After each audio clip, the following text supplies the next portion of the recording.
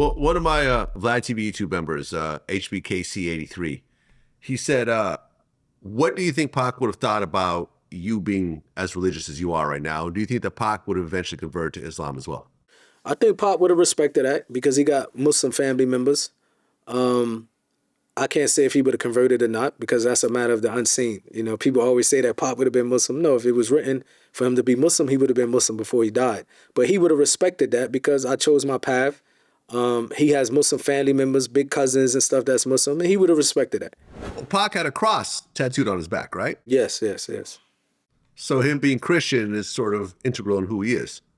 I wouldn't even say he's like, I think a lot of it's cultural. Like a lot of people who say they're Christian, they don't go to church, you know, wearing a cross or getting a cross. It was more of a, I think it's more of a cultural thing, to be honest.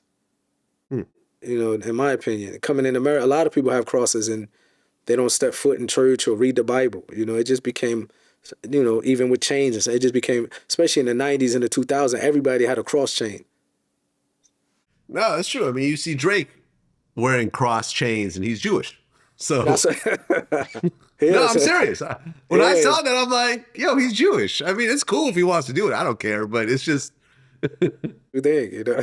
Yeah. Were you there during the, you know, the outside meeting between Nas and Tupac?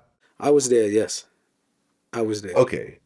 And this story has been retold by Nas, retold by Snoop, told by you guys, and so forth. So it was a respectful meeting. Nas wasn't disrespecting Pac. Pac wasn't disrespecting Nas. Nas walked up with Pac with his homies, and they really spoke like men. You understand? And they showed us as youngsters how it can be done.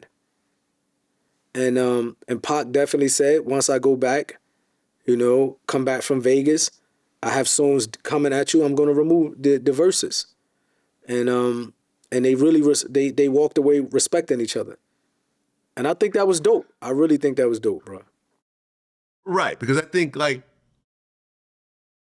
Jungle, Nas' brother, had said that he had a pistol on him, he was ready to like air the place out, but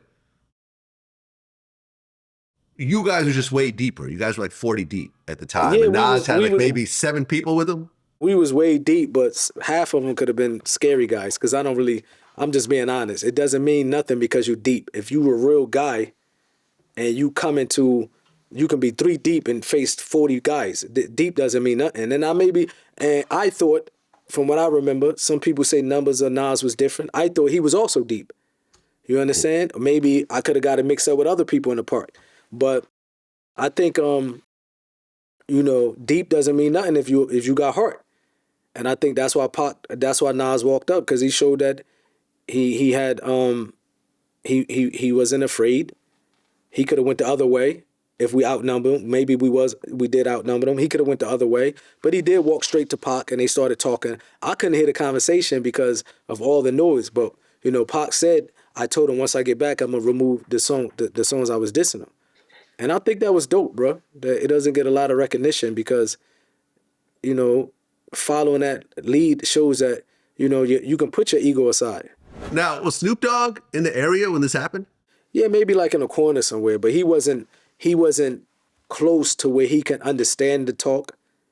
He can hear what was going on. Definitely he wasn't part of anything to really to give an account.